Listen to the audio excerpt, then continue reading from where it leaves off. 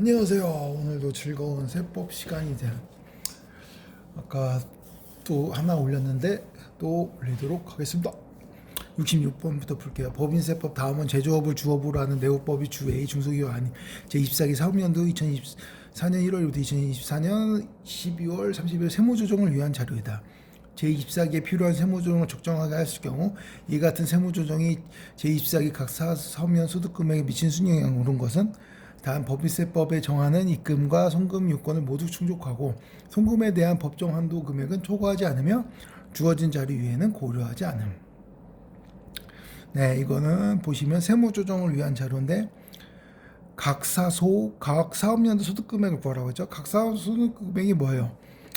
그 법인의 당기순이익을 세무조정하고 나선 세무상 그러니까 소득금액이죠. 예, 그거를 구하라는 거예요. 이 세무조정 이거에 대해서 이 하면은 각 그 당기순이익 그 회계상 이익이 어떻게 변화하는지 그거를 구하라는 거죠. 한번 구해볼게요. 결산서상 반영된 게 회계상 결산서상 한 거고 이게 세무조정을 하는 거예요. 배당금 보시면 100만 원 해상한 범위에 비해 자녀분은 분배로 인한 의제 배당.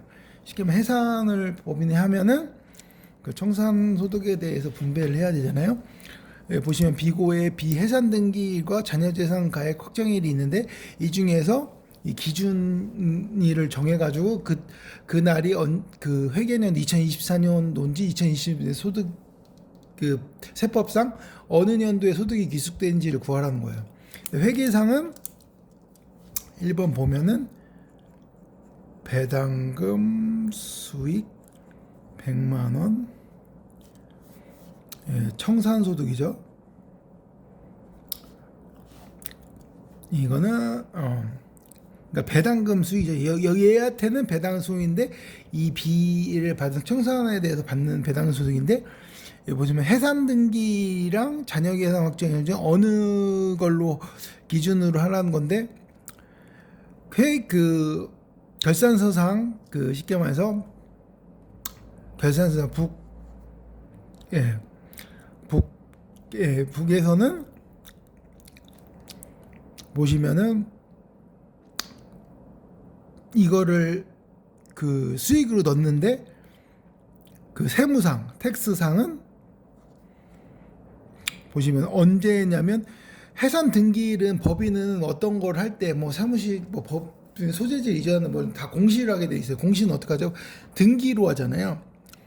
등기로 하는데 해산 등기일에 공시를 했다고 그게 금액이 얼마나 청산돼 가지고 본인한테 그 배당될지 모르잖아요. 회사 입장에서.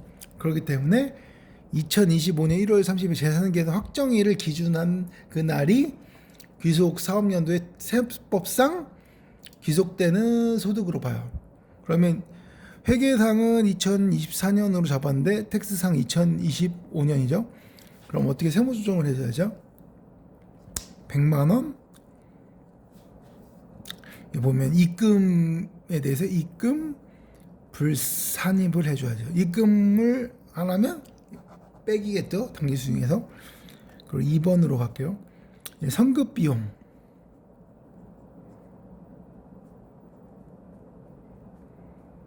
지출 후 이연 처리한 거의 업무추비. 기업 업무추비가 뭐야? 그거죠. 접대비. 선급 비용이라는 건 먼저 줬다는 거잖아요. 근데 보시면은 이것도 이 둘 중에서 세법상 과세 기준일을 잡아야 돼요. 기업 업무 추진 지출일은 2024년 12월 30일, 결산사항 손익계산일은 2025년 1월 30일. 결산사항이 회계 이 기업상은 2025년 1월 31일이라고 했잖아요. 그럼 그 결산상은 회사에서는 2025년 내년 소득으로 이익으로 잡은 건데 텍스상은 기업 업무 지출일을 기준으로 봐요. 그럼 2024년으로 됐으니까 선급 비용은 내년으로 쳤잖아요. 그러니까 이거를 그 송금을 이번 연도에 산입해 줘야 돼. 2024년도 그 각 사업년 소득을 구하라고 송금 산입 이게 100만 원이죠. 100만 원. 송금 산입되니까 어떻게 되겠어요? 이익이 줄죠. 그렇죠? 3번 영업외 비용 100만 원 어음 기부금이에요. 잘 보시나? 네, 어음 기부금인데 어음 기부금이 뭐예요? 기부금은 어음으로 줬다는 거예요. 근데 여기도 보시면 어음 발행일이 2024년 12월 30일이고 어음 결제일이 2025년 1월 30일이잖아요. 발행을 했다고 결제가 되는 게 아니잖아요. 그렇죠? 그 결제를 해야 돈이 나가는 거니까 이 어음에 대한 기부금은 결제일 기준으로 해요. 근데 2025년도 1월 30일이죠. 이거를 결산서 2020 결산서상 그 보시면은 그 얼음을 발행 그 한 그 비용으로 잡았잖아요. 그 2024년도에. 근데 이거는 2025년도에 이익이라고 했잖아요. 소득세법상. 그럼 세무조정을 해줘야 돼. 세무조정을 해주면 잘 안 보이시죠? 이게 북상은 2024년 12월 30일로 잡았는데 텍스상은 2020이 반대죠, 그렇죠? 네, 맞아요. 잠시만. 어음 발행일이 남았는데 텍스상은 2025년 1월 31일. 근데 송금 산입을 한 거예요. 100만 원을. 송금 산입했으니까 어떻게 해야 돼요? 송금을 불인정하니까 불산입. 송금 불산입하니까 어떻게 이득이 늘겠죠. 플러스. 그리고 4번 그 어디냐? 영업의 수익이죠. 100만 원 유형자산 양도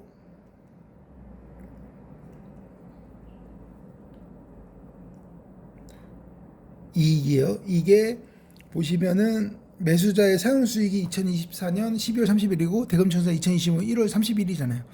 근데 유형자산은 양도를 했을 때 어떤 걸로 할까요? 부동산 생각하면 쉽잖아요. 보면은 매수자 사용수익을 하면은 그러니까 부동산을 받아서 대금 청산하기 만약 사용수익을 하면은 그때 세법상은 그 보면은 세법상 그 이득, 그러니까 그때 수익으로 보고 대금 청산일은 나중에 돈을 받았다고도 2025년도 수익으로 보지 않아요. 근데 회계상은 이미 그 법인에서는 2024년 12월 30일로 잡았고, 그러니까 올해 잡은 거죠. 정밖에 텍스상도 똑같으니까 세무 조정할 게 없어요. 세무 조정할 게 없어요. 여기는 이 100만 원은 그래서 끝난 거고. 그러니까 이거를 하면 이 마이너스 당기 순이익에 빠질 거 이거는 플러스 할 거니까 이 마이너스 100이 더 그 회계상 그 쉽게 말해서 회사에서 잡은 그거보다 줄겠죠. 그러면 2번 마이너스 100만 원. 그리고 67번을 볼게요. 67번 보시면 법인세법 제조업을 주어보라는 내역법이 주의 준수기구 아님 상시고서 50인 다음의 자료를 근거로 제24기 사업년도 이 세무조정을 적정한 거 사내 유보 사내 유치로 소득 처분할 금액은 각각은 얼마입니까? 다 전기전에 모든 세무조정 적정해서 주어진 자료 외에는 고여지 않는. 그러니까 사내 유보와 사회 유출을 구하라는 거예요. 사내 유보가 뭐예요? 그러니까 사내니까 회사 내에 쌓이는 거고 사회 유출은 회사 외에 나가는 거예요. 그러니까 돈이 밖으로 나가는 거고 회사는 사내에 쌓인 거죠. 쌓이는 거죠. 사내 유보. 그러니까 유보 쌓인 게 어쨌든 유보 처분하는 그 세무조정 할 때 유보 처분하는 거랑 그 사회유출 그 두 중을 구하는 거예요. 구하는 건데 이제 한번 해보면 자적을에 그 유보 그런 걸 다 적는다고 했잖아요. 보시면은 토지가 보시면은 기초잔액이 840만 원이에요. 이 표시는 마이너스라는 거예요. 앞에 이게 토지의 절반을 6천만 원 처분한 유형제한 처분 이익을 1,000만 원 결산서상 계산. 회사에서는 1,000만 원 이득을 받고 토지 정말 6천만 원 처분했어요. 근데 이 기초가 회사랑 세법상 차이가 마이너스 840이에요. 그러니까 세법상은 그 840이 더 적게 본 거예요. 적게 보니까 그걸 맞춰주려면 그 세법상은 그 50% 나가는 거에 대해서 그게 이거를 줄여줘야죠. 이걸 50% 나갔으니까 회계상 잡은 이득보다 더 크게 나오겠죠. 그러니까 반이니까 420이 더 크게 나오겠죠. 그렇죠? 왜냐면 회계상은 이게 더 적다고 잡혀 있으니까. 그러면 이 자적을에 850 차이 났는데 이거에 나는 이자네. 왜냐면 반이 나갔다고 했으니까. 그러면 420만 원을 입금 산입 유보 처분해야죠. 그러니까 이 420만 원을 그러니까 기초에 전기에 840 차이 난 토지 그거를 유형자산을 이번에 회사에 처분을 했는데 그 차이 조정을 해주는 거예요. 그러니까 회사에서는 그 6천에 처분하고 반을 1,000만 원 결과에 계상했는데 그 세법상은 반 그게 차이가 420 나니까 이만큼이 더 입금인 거예요. 그렇죠? 전기에 보면 세법상 텍스상 그러니까 세무상이랑 회계상 그 법인에 잡힌 회계상이랑 그만큼 차이가 났었으니까 그만큼 더 이득이라고 보는 거고. 건물을 볼게요. 건물은 500만 원. 주 A의 업무에 직접 사용하지 않으면 주 A 대주주인 B가 사용하고 있다.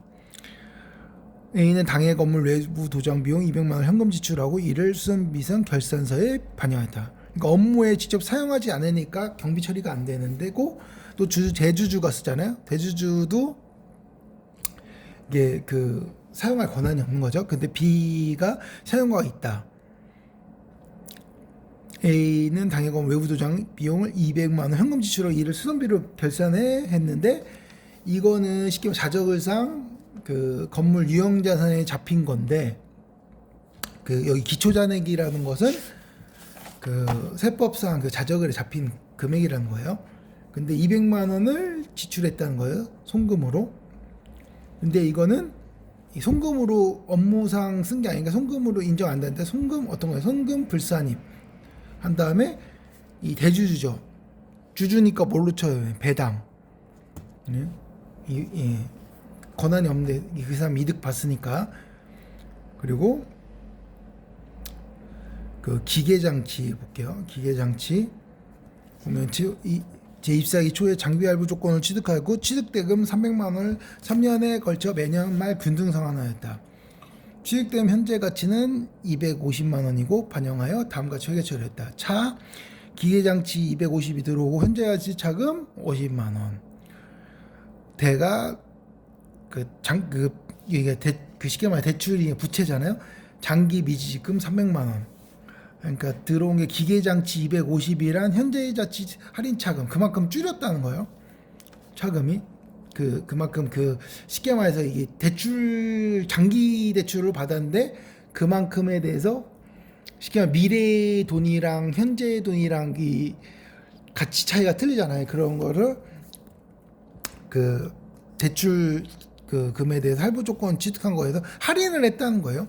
그러니까 취득가액이 아까 말한 기계장치 250인데 세법상도 이걸로 인정을 해주냐 이거예요. 근데 세법상도 할인에 셌을 때 이 차금을 취득가액으로 인정 안 하고 이걸로 기계장치로 인정해줘요. 세법상도 기계장치 250만 원을 세법상도 250으로 인정을 해줘요. 그래서 이거는 회계상 세무랑 똑같은 세무 조정을 안 해도 돼요. 기계장치는. 그리고 24기 1월 1일 취득하여 업무에 사용하던 업무용 승용차 한 대. 법인세상 업무용 승용차로 요건은 모두 충족함을 24기 12월 30일에 처분하였고 이에 대한 처분 수실 1,150만 원을 결산서에 반영하였다. 그러니까 업무용 승용차 한 대를 1,150만 원에 처분했다네요. 처분 손실이 1,150만 원인데 이거를 쉽게 말해서 경비 처리가 되냐는 건데, 그 회계상 그 세법상은 이게 말씀 회계상 북이고, 이게 세무상으로 보면 세법상은 800만 원까지만 그 한 대에 대해서 연마다 그 폐기한 거에 대해서 인정을 해줘요. 한도가 800인데 1150을 했으니까 이 차액은 350만 원이 송금불산입겠죠. 송금불산입 나가는 거면 기타 사회 유출로 보는 거예요. 팔고 나갔으니까 나가고 350이 송금불산이죠. 그러면 보시면 사내 유보가 아까 뭐가 있어요? 420만 원 있죠. 420. 그리고 송금불산업이 두 개였죠. 그 보시면 200이랑 그 350. 그래서 550. 그래서 2번이 2번. 2번이라고 보시면 돼요. 그리고 68번을 볼게요. 법인세 제조업을 주업으로 하는 내국법의 주 정소기업이 아니면 제24 사업연도의 세무조정 관련 다음 각 자료에 오른 것은 정기 이전 단기의 모든 소문 조정 1년은 365일로 가정하고 주어진 자료 외에는 고려하지 않임. 보시면 중소기업이 아닌 내국법인이 2024년에 세무조정 관련 자료인데 안에 들어갈 금액을 구하라는 거예요.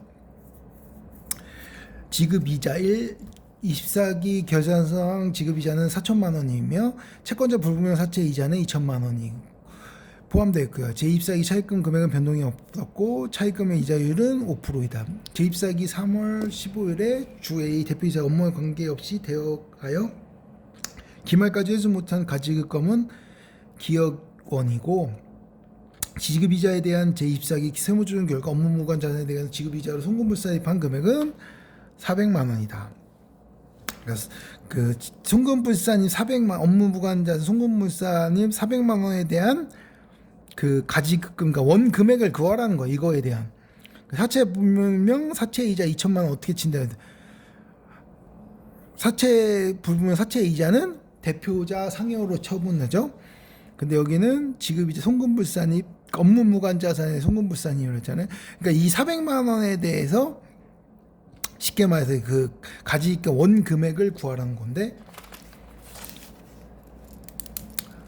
이게 두 가지로 하면 쉽게 하려면 시간이 없잖아요. 이 쉽게 말해 송금불산입한 금액이 이거의 원 금액을 구하니까 이거를 환산하는 걸 구하면 돼요.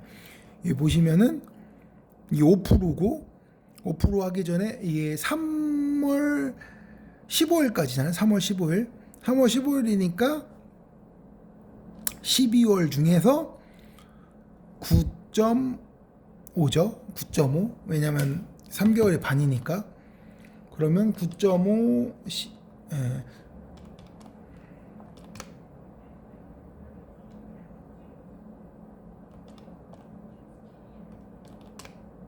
그러면 이게 79.16%예요.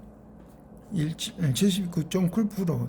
근데 이거 이렇게 하면 이걸 제가 잘못했는데 구한 게 아니라 이걸 나누기 해서 이 쉽게 말해서 이게 그 400만 원이 송금불산입 한 건데 이 1년이 쉽게 말해 1년이잖아요. 이 여기 대출금 아까 적수는 변함이 없는데 그거를 이 400만 원을 1년치 그 대출금 적수만큼 환원을 해줘야 돼. 이거는 아까 말씀드린 이 9.5개월, 이게 12개월 중에 9.5개월이고 그 비율이 79.16%인데 이거를 그러니까 0.7916%를 환원을 해줘야 이 1년치 그 이자 그게 되거든요. 그러니까 이게 쉽게 말해서 이거 송금불산입액이 그 이자 금액이잖아요. 이걸 환원해주면 거의 한 505만 얼마인데 이게 500만 원 정도 나와요. 500만 원. 이 500만 원이 쉽게 말해서 이 400만 원의 1년치에 대해서 환원한 거고, 왜냐면 이게 차입금은 1년이니까 그거를 5%잖아요. 5%. 5만 원에서 0. 아까 5%죠. 0.05죠. 그냥 5%로 하든 0.05인데 그러면 이게 1억이 돼요. 이렇게 하면 빠르고요. 환원하면 원래 정식은 어떻게 하냐면 이 지급 이자, 이 송금불수하면 이거에 대해서 환원한 이걸 어떻게 구하려면 원래는 이게 400만 원이잖아요. 이게 아까 2천만 원. 왜냐면 그 대표자 상업 걸 빼고 2천만 원 중에서 이 차입금 적수. 그러니까 차입금 적수가 얼마예요? 그 2천에 그 2천에 그 5%잖아요. 5%. 근데 5%인데 이게 이자니까 이걸 환원해 주려면 반대로 나누기 5%야죠. 5%에 얼마예요? 그 365일이죠. 이게 차입금 접수예요. 이렇게 해서 만약에 이거 하면 이 차입금 금액이 나오는데 이거에 365일이고 그 일마다 다 대출을 해줬다는 거고 이 지급 이자에 대해서는. 근데 이거는 쉽게 말해서 그 업무무관 자산 이 X의 그 차입금 적수를 그러니까 업무무관 자산의 적수를 구하려면 아까 이 9.5개월이잖아요. 그러면 292일이에요. 그러니까 왜냐면 그 365일에서 아까 말씀드린 2.15일을 2개월 그러니까 2개월 15일을 뺀 나머지 그 일수거든요. 이렇게 계산해서 하면 이것도 그러니까 이 정식인데 292x에 보시면 이걸 환원하면 이게 4억이에요. 2천만 원 그러니까 수익률 따지면 5%가 2천만 원인데 이걸 환원하면 4억이에요. 4억의 5%가 2천만 원이라는 거고 이걸 365일 해야 되고 2천인데 이걸 4억에 365일 하면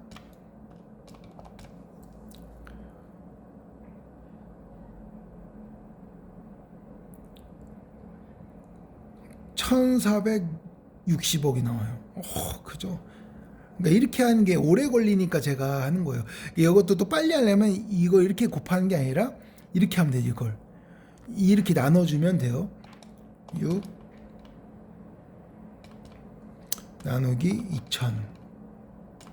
왜냐면 시험장 가면 더 빨리 해야 되잖아요. 7,300 292x죠. 292x 292 나누기 7,300 하면 이게 0.04x예요. 이게 400만 원 x. 이게 아까 말씀드린 이거죠. 이거 업무무관 자산 그 적수를 구하려는 그러니까 업무무관 자산을 구하려는 거예요. 그 액을. 그러면 400에 0.04를 환원하면 이게 반대로 나눠야 되잖아요. 이게 곱하기가 들어가 있으니까 이는 x는 1억이에요. 이게 아까 업무무관 자산 구한 공식은 이 대출 그 이자를 환원해서 차입금 금액을 구하고 그 적수를 차입금 적수 그 쉽게 말해서 차입금을 365일 그만큼 해서 이거는 왜냐하면 그만큼의 비율을 구하는 거니까 이거는 업무관 자산 적수죠. 이게 구해서 이 비율을 구한 다음에 이 쉽게 말해 400만 원 통금불산이 한 금액이 이만큼이잖아요. 이만큼 이자 그 업무관 자산 그 대출 이자라는 거 이거만큼 환원해주면 이 공식으로 하면 이 x가 나오죠. 1억이라는 거고 1번은 1억이에요. 1억 1번 2번은 구할게요. 재고자산 상품평가원에 대해 법인 설립 시 후입선 필출법을 적법하게 신고 계속 적용을 했으나 제24기 10월 30일 총평가 방법 변경 신고했다. 이에 따라 제24기 결산 시부터 기말 상품에 대해 총평가를 평가하고 이를 결산에 반영하였다. 기말 상품에 대해 후입 상품표 총평가와 선입서 평가액은 각각 225만 원, 니은 50만 원, 기말 상품에 대한 채무종료가 10만 원, 송금불산입하였다. 이거 옛날에 재고자산 평가에 대해서 한 문제 풀어봤잖아요. 그거에 나온 건데 보면은 이 사람이 호입 선출법을 쓰고 있었대요. 네, 쓰고 있었어요. 쓰고 있는데 24년 10월 31일 날 총평균법으로 변경 신고를 했대요. 근데 기말 상품에 대해서는 이 사람 회사에서는 근데 총평균법을 한 거예요. 평균법. 되게 웃기는 사람이죠. 후입 삼수를 하고 있다가 총평균법으로 변경 신고했는데 하니까 또 총평균 하는 게 있구나. 이렇게 했대요. 그러니까 이게 될 줄 알고 이렇게 했다는 거예요. 그러면 여기서 이 총평균법 금액을 구하라는 건데, 전에도 말씀드렸지만 이 변경 신고하려면 그 다음 회계연도 전 3개월 전까지는 해야 돼요. 그런데 이 3개월이 안 되죠. 2개월 전이잖아요. 그러면 이걸로 인정 안 하고 페널티로 선입선출법이랑 이건 맥스 큰 거, 기존에 신고한 거 총평균법이죠. 총평균이 아니라 기존에 했던 거죠. 이게 후입선출법이죠. 선출법. 이거 중에 큰 거, 큰 걸로, 이거 큰 걸로 해요. 큰 걸로 하니까 이게 50만 원이니까 50만 원인데 기말상품 중과 10만 원 송금불산이 뱉대잖아요. 그러면 이게 50만 원이잖아요. 50만 원이니까 그 이걸로 평가한 거, 이게 근데 약간 이게 후입이 아니라 이 변경 신고한 거예요. 이게 이거랑 총평균 거 이거랑 했었잖아요. 본인이 변경 신고한 거 중에서 이 큰 건데 이거라고서 이게 50만 원인데 이걸로 신고했다는 거잖아요. 이걸로 신고했으니까 이 송금불산이 했으니까 그만큼 적어야 되니까 이 송금불산이 이거 경비처리하니까 40만 원이라는 거예요. 40만 원. 근데 이걸로 아까 제가 얘기했던 게 여기 이 세법 기출문제 답이 틀려서 나왔었어요. 그래서 그런 건데, 제가 보니까 이게 총평균법 본인이 신고한 거랑 선입선이 큰 거예요. 그러니까 어떤 거예요? 이게 40만 원. 2번은 40만 원. 3번은 임대료에서 알아볼게요.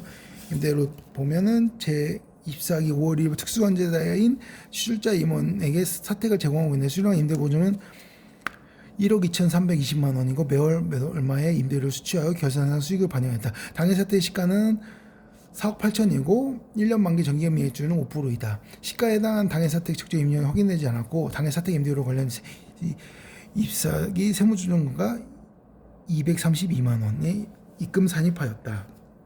그러니까 쉽게 말해 특수관계자 출자 임원이죠. 특수관계자 임원도 안 되지만 특수관계자잖아요. 특수관계자인 사람한테는 이 금액을 확인하죠. 이 쉽게 말해서 이게 정상 그 임대 이득에서 적게 신고한 거를 부인하고 그 이상 원래 신고 해야 되는 금액만큼 입금으로 산입을 해야 되는 거예요. 입금으로. 수익 보시면 수익인데 더 수익이 나야 되는데 일부러 그 월세를 줄였다고 보고서 그렇게 보는 거거든요. 그래서 신고한 건 이거인데 이거보다 더 큰 금액, 쉽게 말해서 원래 임대료를 더 받아야 되는데 그 이익을 특수관에다 빼먹었다. 그래서 그 이득에 대해서 지금 계산하라는 거예요. 보시면은 이게 임대료가 회사에서 계산한 거는 232만 원이에요. 그리고 이게 시가가 사택 시가가 4억 8천. 개별 주택 가격이나 그런 거겠죠. 근데 여기서 계산하는 이 임대료의 원래 정상 수익분을 구하라는 거예요. 이거랑 차이.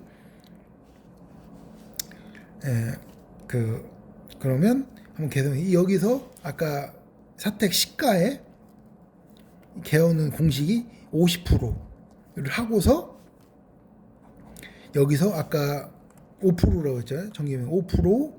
여기 전에 그걸 안 했다. 이거 하기 전에 이거 어떻게 하냐면 이거에 50%를 하고 아까 임대보증금 있잖아요. 저희 그 임대수도 구하는 것처럼 임대보증금은 그 빼줘요. 4억 8천에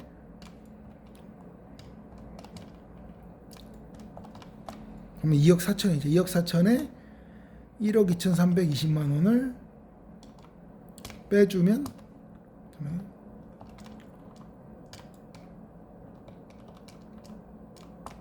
그러면 이게 1억 1,680만 원이 나오는데 여기에 아까 5%라고 했죠.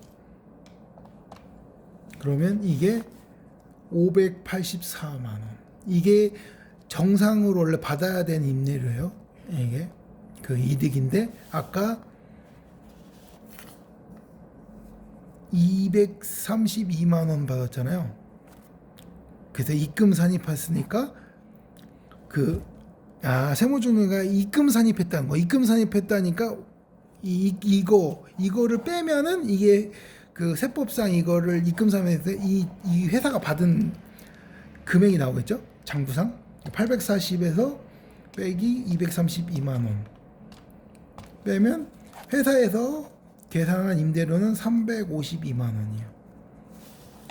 보시면 352만 원. 352만 원인데 여기 보시면 제가 그걸 계산하네. 보시면 5월 1일부터잖아요. 5월 1일.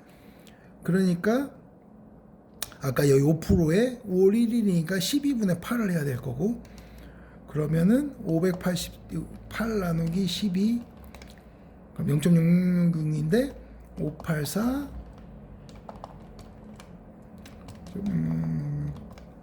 그러면 이게 389만 3,295원 정도 되고 이게 아까 회사에서 그 입금 산입한 금액이죠. 그 차액이죠.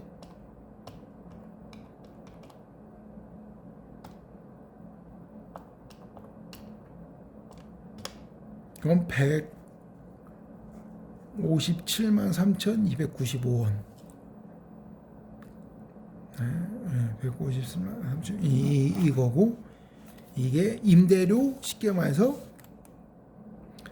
그 빼먹은 건데 그 회사에서는 쉽게 말해서 얼마 올렸나 이거잖아요. 얼마 올렸냐 이거랑 빼니까 회사에서는 157만 3,295원을 8개월이니까 이게 나누기 8이잖아요. 8개월 했으니까 19만 6,661원인데 대충 계산하면 이게 20만 원.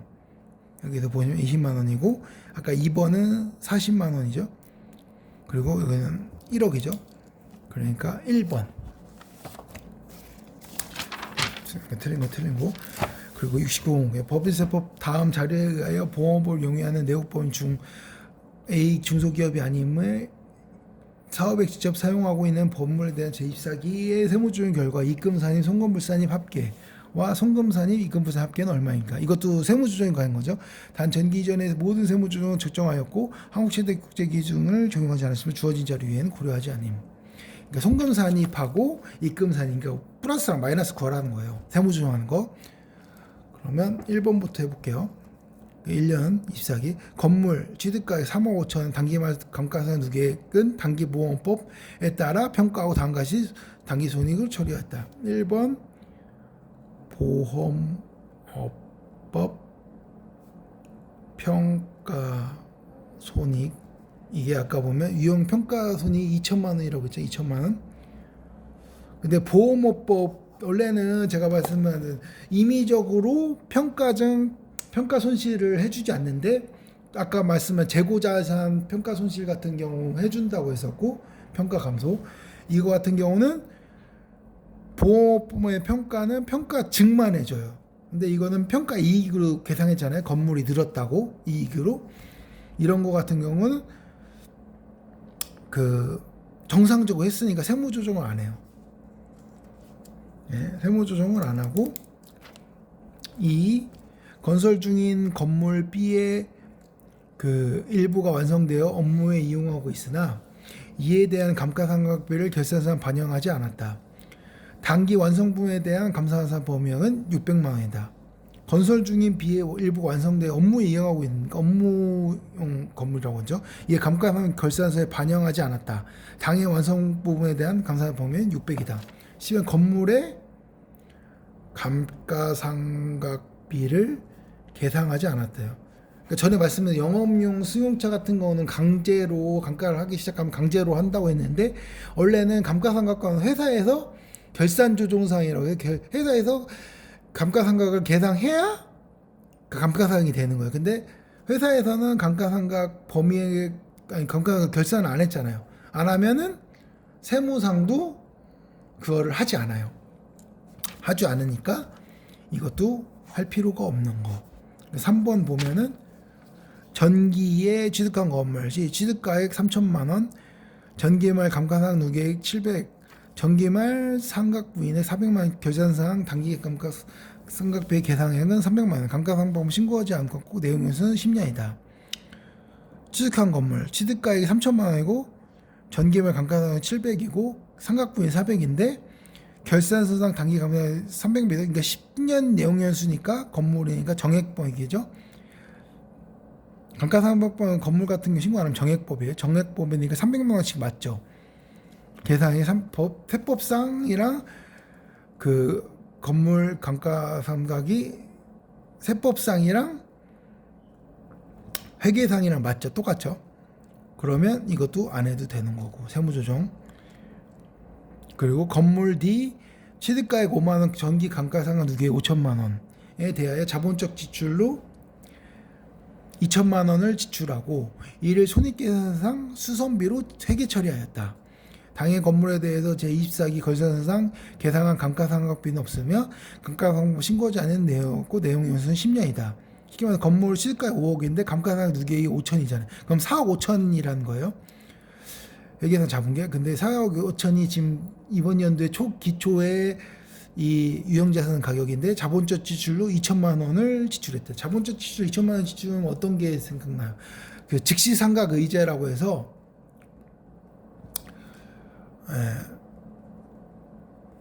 그 보시면 즉시상각 자본적 지출로 해가지고 이 건물에 대해 효용을 높이는 거라고 했잖아요. 2천만 원 하면 즉시상각 의제라고 해서 이게 두 가지죠. 600만 원이 그 미만이거나 이거 둘 중에 하나, 이 아까 감가상 누계액 빼면 4억 5천 있죠. 4억 5천 이거에 5%면 얼마예요? 4억 5천에 2,250만 원이죠.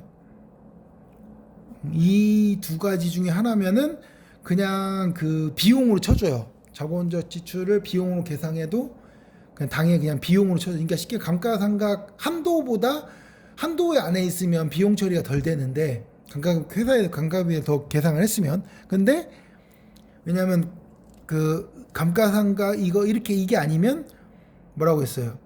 이게 안 되면은 그거가 된다. 뭐지 즉시상각 의제라고 해서 이것도 아까 그 2천만 원도 감가상각에 준 의제에서 처리한다는 거예요. 감가상각비가 그거랑 합치니까 만약에 그게 덜 되면 송금불산이 되겠죠, 그렇죠? 송금불산이 회사 입장에선 그 감가상각비 한도가 늘면 늘수록 좋잖아요. 그런 페널티인데 이걸 비용으로 보는 거. 이거 있으면 뭐 3년 뭐 이상에서 뭐 수선하는 거 뭐 이런 건데 이건 제외하고 어쨌든 이 두 가지 중에서 이거의 한도보다 적잖아요. 아까 2천만 원을 자본 지출했으니까 이거는 여기 보시면은 수선비로 회계 처리했대잖아요. 그러니까 비용으로 회계 처리했으니 감가상각으로 회계 처리 안 하니까 이건 비용 처리로 끝나는 게 맞아요. 맞으니까 세무조정할 게 없는 거예요. 그러면 1번. 그렇죠? 세무조정할 게 하나도 없어요. 70번까지 풀게요. 법인세법 다음은 제조업을 주업으로하는 내국법인 주 A 중소기업이 아니면 제24의 사업연도의 세무조정 신고 및 납부에 관련 자료 각 물음표에 들어갈 금액을 모두 합산하면 얼마인가. 단 정기 이전에 모든 세무는 적정하였으면 주어진 자료 이외에는 고려하지 않음. 다 세무조정에 대한 것만 나오죠. 1부터 이제 하나하나씩 풀어볼게요. 1. 주 A가 2020년 출자에 설립한 외국 자회사 B로부터 수령한 수입 배당 금액 1,000만 원을 제24기 각 사업용 소득금에 포함되어 있으며 주 A는 외국 법인세액에 대해 세액 공제 방법을 적용한다. 주 A는 동 배당금에 관련하여 만 원을 간접 외국 납부 세액으로 보아 입금 산입하고 법정 금액을 한도로 공제 한도로 하여 당해 외국법세액을 제24기 사업연도 법인세액에서 공제하였다. 주 B에 대한 주 A의 출자 비율은 40%이다. 주 B의 당해 사업연도 소득금액과 법인세액은 각각 3억 원과 1억 원이다. 여기서 구하는 거는 배당 관련해 매돈을 간접 외국세 납부세액을 본다.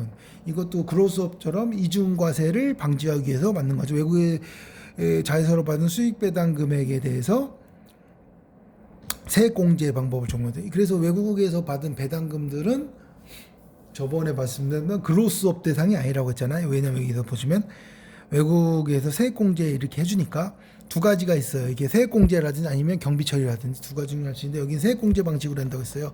그러면 그 간접 외국 납부 세액을 구해야 돼요. 그러니까 세부 공식이 아까 말씀한 여기서 보시면 주 B에 대해서 출자 비용 40%며 B 사업용 고소득 법인세액은 소득금액은 3억이고 그 배당을 준 회사가요. 법인세액은 1억 원이에요. 그러니까 우선은 법인세액을 하는 거예요. 1억 원. 이 법인세에서 그 B죠. 이 배당을 준 회사. 주는 회사의 법인세에서 쉽게 말해서 그 얼마만큼 간접 외국 납부세액이니까 이 배당 준 거에 대해서 얼마만큼 세금이 거기 안에 포함됐는지를 확인을 해야 되잖아요. 그죠? 그래서 간접에 이 외국에서 낸 그 회사가 그 이거를 낸 금액을 알아야 되는 거예요. 1억 원에서 아까 뭐라고 했어요? 그 아까 법인세 아까 3억이